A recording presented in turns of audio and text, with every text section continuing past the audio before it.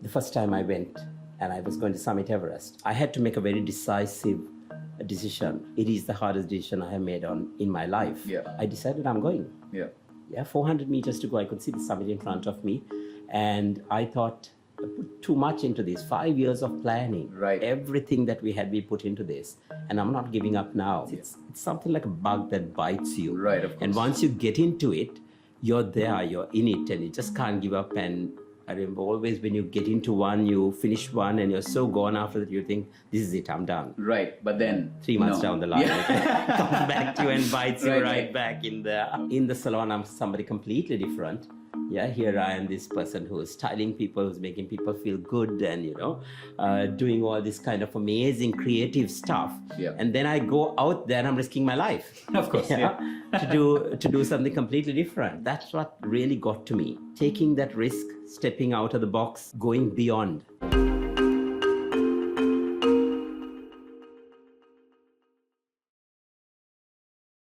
Hello and welcome back to the Learning Curve podcast by Snapper Global. It's a brand new episode coming to you from Liquid at One Golf West Tower, and today I have with me Mr. Johann Peries, adventurer, mountaineer, and hairstylist. Welcome to the show, Johann. Well, thank you for having me.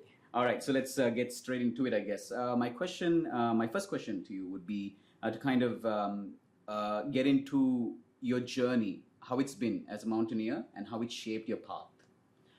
Well, mountaineering is not something that is very popular in Sri Lanka. It wasn't. Now it has become quite popular. Right. And I think it's gaining popularity as well. But it was something that I was into from my small days. Right. And I used to be somebody who was taken on a lot of adventure by my dad, of course, who was adventurous. He was Right. outdoorsy kind of a person. And that's how I think this interest was instilled in me. And then I took it forward, of course, after that by taking things to a different height, literally. Literally, right. Or I like different that. heights. I like that. Yeah. And then moving forward to see what I could achieve and where I could go with this. Right. And that's what got me into this whole mountaineering. And of course, it's something like a bug that bites you. Right, of course. And once you get into it, you're there, you're in it, and you just can't give up. And I remember always when you get into one, you finish one, and you're so gone after that, you think, this is it, I'm done. Right, but then 3 months down the line, it comes back to you and bites you right back in there. Of course. Right. So on that topic, I did read somewhere that you said that you were bitten by the adventure bug at a very early age, like rock climbing and things like that. So do you have a specific memory or like a moment or an experience that you can recall that contributed to it or kick-started it rather? So, like I mentioned earlier, it was something that we were doing from a very young age. Yeah. My parents used to take me and we used to go out. My dad was into hunting and fishing and, Right. doing all the adventure stuff. But then he started exploring different areas of the country as well. Mountains that were there, mountain ranges. Mm-hmm. And one of the things that really got to me was exploring the Knuckles Range from all the different angles. And we used to go and camp out there. We used to find different ways of going there. Just by ourselves. We had about 3 or 4 of us who used to go. My dad used to take me. Right. And that's what really got to me. I've given up the hunting side because I'm really into sort of protecting animals and, into animal Right, of welfare course. and all that. Right, yeah. But mountaineering is something that I have really taken to, and exploring different areas, different heights, different, Right. places to go to within the country and outside as well. Right. How did you find the niche that is like, rock climbing and mountaineering? So, like you said, adventure is a sort of a broad sort of it's got a sort of a broad sort of a wide range, but the climbing itself. So I'm not into rock climbing. Right. Okay. One of the reasons I'm not, Giant was trying to push me into it, and I loved it at the beginning. Right. But I had an injury on my hand the first time. Right. And I don't have too much of a grip. So I Right, kept out of that. Right. But mountaineering itself is not something that was very popular in Sri Lanka. And one of the reasons is also because our mountains are not that high. We don't have the sort of conditions that you get outside. Mm-hmm. But looking at all that, I'd still say there's so much here to explore. Right. Our country has so much here in terms of mountaineering on a lower scale, and actually trekking and climbing. Right. So that is something that we are moving forward in this country in a tourism aspect as well. Right. And that has taken off all of a sudden. One is with the Peco Trail coming up now. Right. Yes. And that has really taken off. It's an amazing thing. I think it's fabulous. So I wanted to explore that area. I wanted to explore this niche that you were talking about of mountaineering. And I decided to go as far as I could. Right. And that's what got me to where I was. Literally as far as you could. Yes. Yeah. Yeah. All right. But yeah, that's fantastic. I mean, this is not a part of the official questions, but speaking about the bug, I remember I trekked Hantana once and I was in bad shape, like worse than this, and it was like I was miserable doing it. But like after I did it, I was like, you know what? I wouldn't mind doing it again. Like there's something about like exactly. You know, there's an appeal to it, even though you're dead when you like when you get back doing down. it itself, there's that adrenaline rush when you're doing it and you want to do it, you want to get there, and when you're done, you think that's it. Right. I've done this, it's all over. I don't want to do it. But then you start thinking back and looking at all the other spaces, the availabilities that are there, and you want to take it from that level to another level. Of course, yeah. And you always want to explore a little bit more. Kind of keep pushing in the anything that you boundaries a do, bit. literally. Right. And that's what it is. So you start opening out the adventure in you and that path to explore. Right. Yeah, the journey that you're on. Right. And I guess that's about making like the right strategic like decisions. Absolutely. About like pushing that envelope, right, and seeing how far you can go, right? Yes. And then you know your ability also. Once you've done one, you know the ability. You know that you can push beyond this, how far you can go, or you're going to try, to push yourself beyond what you had already achieved. Yeah. And that's what it is. It's striving for more. Absolutely. And moving on. Yeah, and I think you strived way more than any other Sri Lankan, can kind of claim to, like literally, because you trekked Everest multiple times and you summited Everest as well, and that is an amazing accomplishment. I think that is what you're most famous for, right? And I think we had this conversation. It's about taking these kind of strategic kind of risks. That's a big part of it. Right, and obviously a bigger part of it is like the bravery and the courage that comes with having just the guts to do something like that. So how do you feel like those kind of qualities? How do you think those qualities kind of transfer to like the world of business? So I think it is all connected. First of all, I am a hairdresser. Yeah, that's my main line of work. I have lots of other things that I do, but being a hairdresser and a stylist is what I am and what I'm known for. Yeah. And when you connect the two together, somehow they don't click together. Of course. They don't go together. And hairdressers in general don't like getting their fingers dirty. Right. And this is really sort of, thinking out of the box. Right, yeah. You're stepping out there. It's almost a juxtaposition, like the way you like have the passion of like, mountaineering, and then you're also a beautician and a hairstylist. Yeah, so people still ask me, are you the same guy who sort of, who goes climbing? Right, yeah. And they still can't believe that, in the salon, I'm somebody completely different. Yeah, here I am, this person who's styling people, who's making people feel good and, doing all this kind of amazing creative stuff. Yeah. And then I go out there and I'm risking my life. Of course, to do something completely different. Yeah. And I think that's what really got to me. Yeah.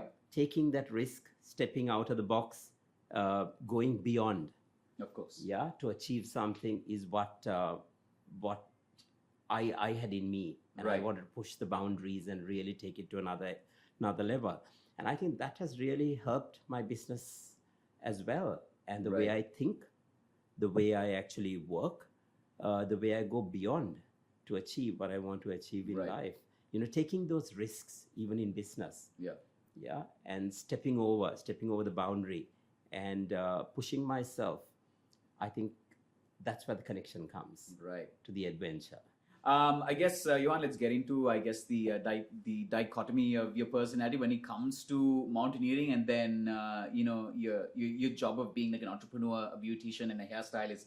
Are you essentially the same person who's like the guy who's like just done hiking and then like you're in a salon and you're running this business, or is it like? So it's very, very interesting because I think somehow your personality doesn't change. Right. You Yeah. are what you are in your business and outside. But the way you handle it and the way you look at it is completely different. Now, at work, I'm completely different. The way I have to handle clients, the way I deal with them is completely different. When I'm um, out there in the open, in the field, when I'm doing my adventure, I think my personality becomes stronger. I become a slightly different person because there are certain decisions that I have to make, and they can be life changing. Yeah. Of course, we make those life changing decisions even at work.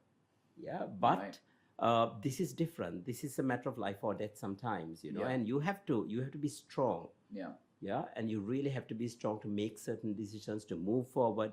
What you do from here onwards, and I would say you are the same person, Yeah. but you have personalities Yeah. that you take on Right. as you take on the different roles in life. Right. Right. Yeah. Yeah. So if That's that a makes fantastic sense. way of putting it. Yeah. So just to add to that, Johan, you mentioned that your passion is essentially a matter of life and death, and that adds a lot of perspective to the way that you conduct business. As someone who's created this brand of hair care and beauty that's sought after not just in Sri Lanka but abroad as well. How do you feel like the triumphs and the setbacks that you've experienced? How has that affected your outlook, your business outlook?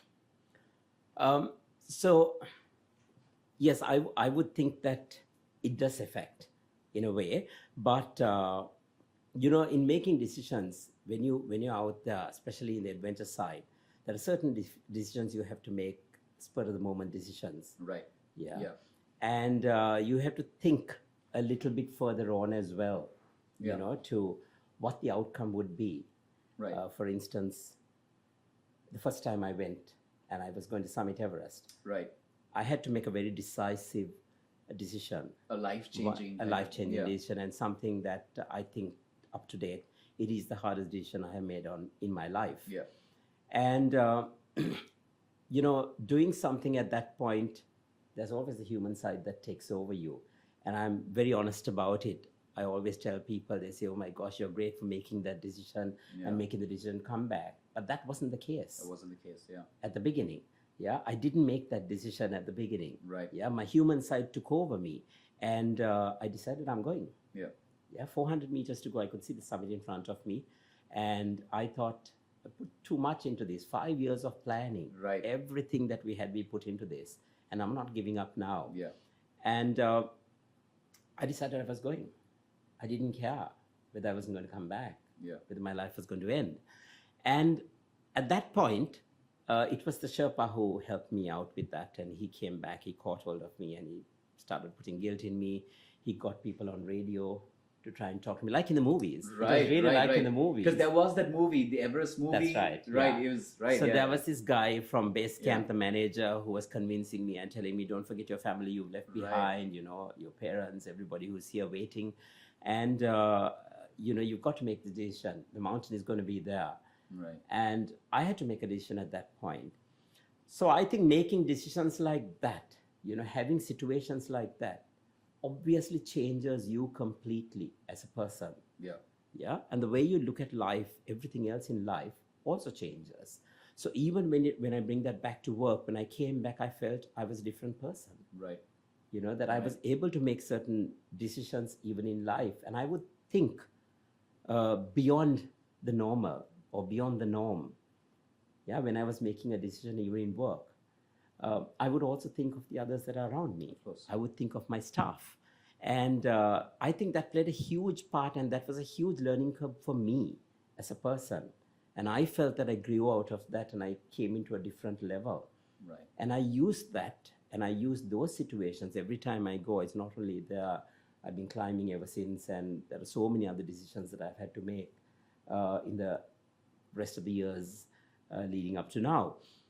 And all that, I think, has set me apart to be able to make certain decisions and make me a different person, even when I come to making business decisions. Yeah, so it gives me a broader spectrum. Yeah, Right. it gives me a broader way of thinking, and my thinking capacity has changed, I feel, and my sort of expectations also have changed. with Right. that. So that way I have been able to structure my work as well and take it far and beyond and do what I still love doing and using that passion that I have for climbing also in my business. And I think that is the thing that has brought the whole thing together. Yeah. Right. Yeah. I guess that brings me to my next question, and that is how you've handled sort of how you manage crisis.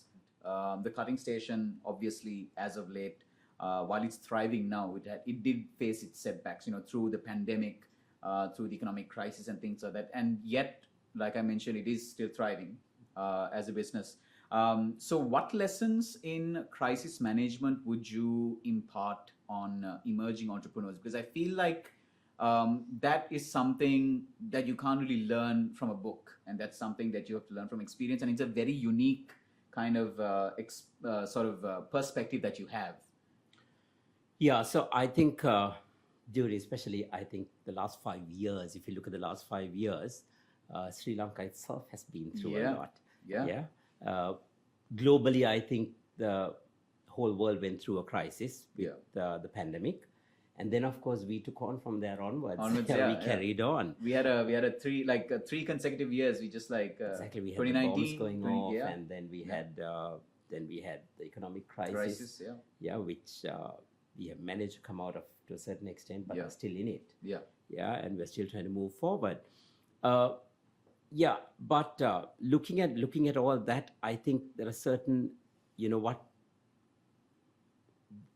when I connect the two together, I think mountaineering and what I have done and the experiences that I have had helped me get through this whole situation. I was able to make certain decisions which I wouldn't have been able to make if I was just a normal person or if I was just doing the normal things.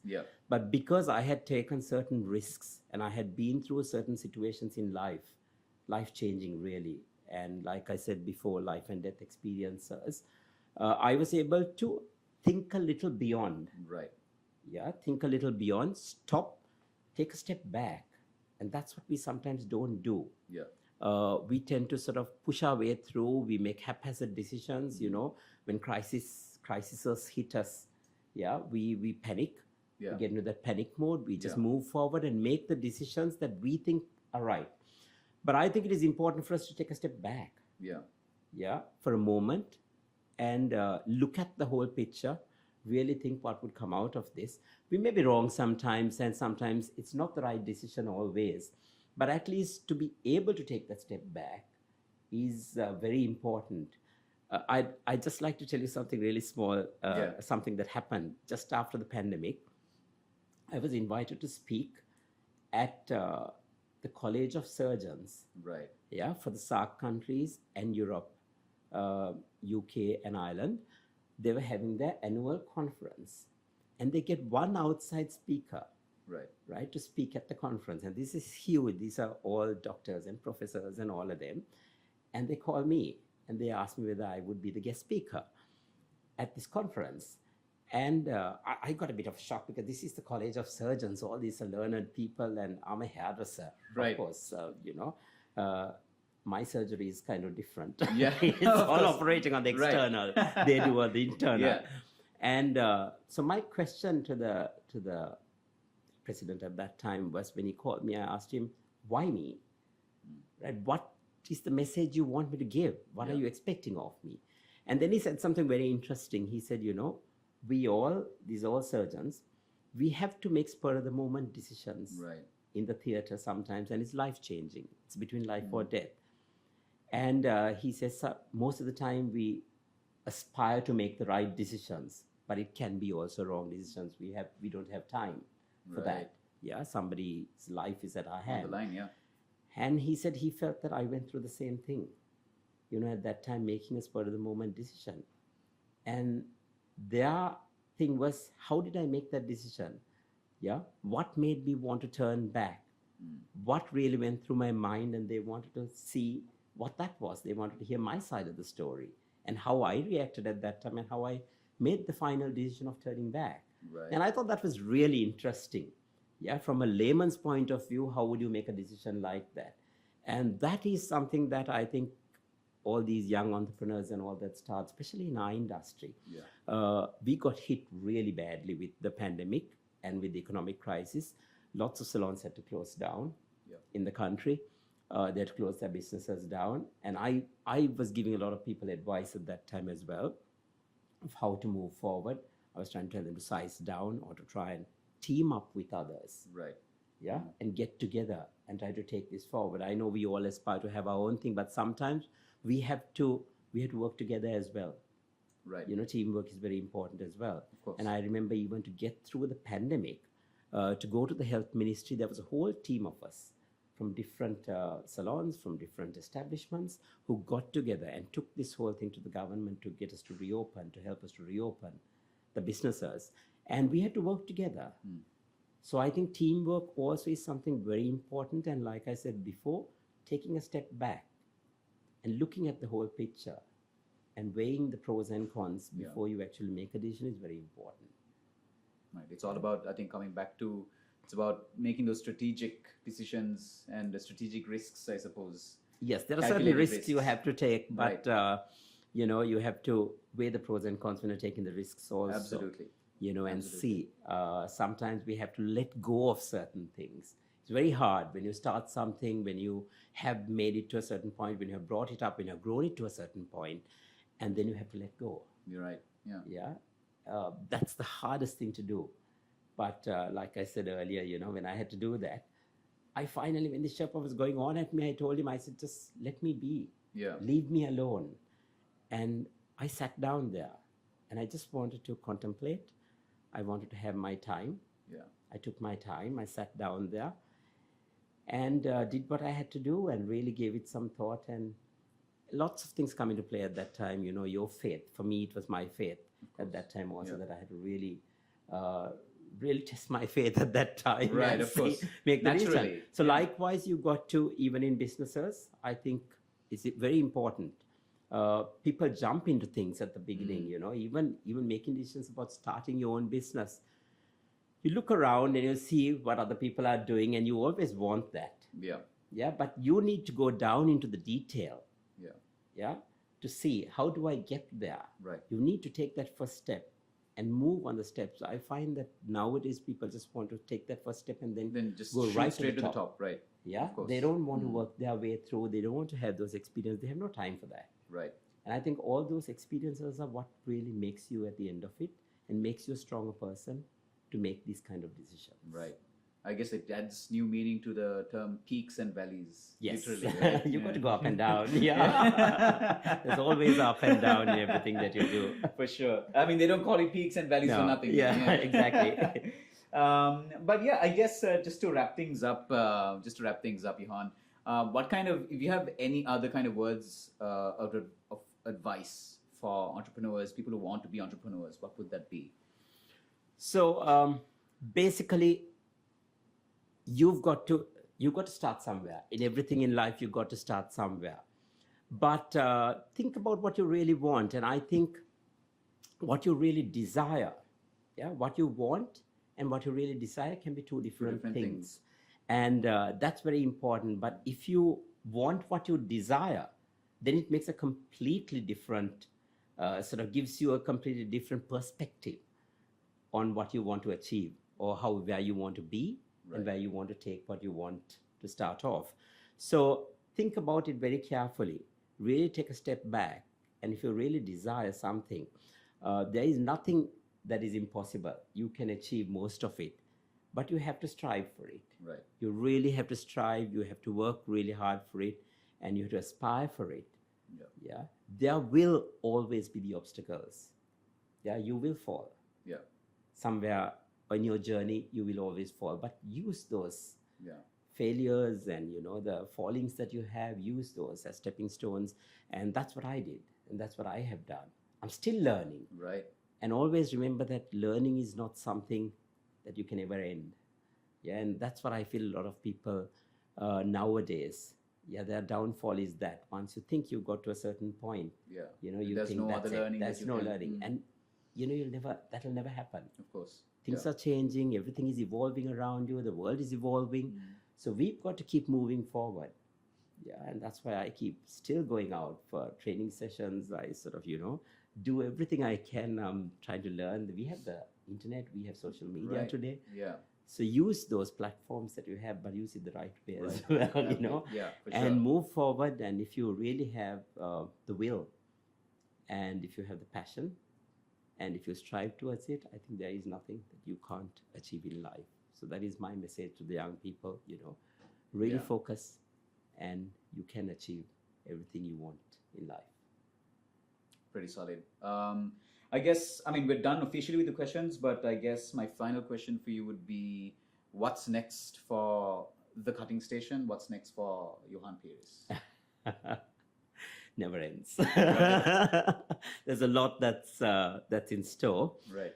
For the cutting station, I think I am in a good place at the moment. I have 2 salons here. Yeah. I have 2 salons in Australia. Right. And I've been approached by some of the organizations here in Sri Lanka also. They've approached me in the last couple of months. We all feel that the industry needs a new outlook. Yeah. In a fast growing industry, what happens is you grow so fast that everything else seems to drop. The quality drops, everything else, standards keep dropping. Right. So what we're trying to do is bring those up again, to maintain those standards, to bring it to what it was, yeah, and what it could be. Yeah, so that's what I'm moving forward in. I'm trying to go into a lot of teaching. I'm trying to Right. Okay. give out my knowledge that I have, because I think it has come to a time where we need to pass on. Yeah. And there's no point in keeping it. Right. So I'm trying to do it on district level, Nice. where we can go out there and give of myself, give of my ability and my knowledge that I have to the others, to bring them up to a certain point. And in terms of adventure, I didn't stop after Everest. Yeah. I've taken on the challenge of doing the 7 summits. Nice. I've done 6. Right. So I you're almost completed yeah. 6. The last one is also quite a challenging one, but I have to repeat one more, Okay. which I'm trying to do this year if possible. Somehow by summer next year, I think I'll be done with all 7, which I think is a great achievement for me, because I think only 327 people in the world have done it. Wow. Yeah. So it'll be something for Sri Lanka Absolutely. as well, because Yeah. my dream is to take the Sri Lankan flag to the 7 highest corners of the world. Yeah. And I hope I can achieve that, and I hope I can get through that. Yeah, I know there's no doubt in that. I think another chat is due once you've done with that. Yes. For sure, absolutely. I guess that about wraps it up for this episode. Thank you so much, Johann, for this very insightful discussion and for all the free advice. And once again, of course, thank you to our location partner, likuidspaces at One Golf Face Tower. And make sure you follow SnapR Global on YouTube, Instagram, and Facebook. Make sure you check the podcast out on all major podcast platforms, you name it, on YouTube podcasts, Apple Podcasts, Spotify. You can also follow Johann Peries on his Instagram, his Facebook, LinkedIn, YouTube, so you can stay up to date on what he'll be up to next. That's it for this episode, and we'll catch you in the next one.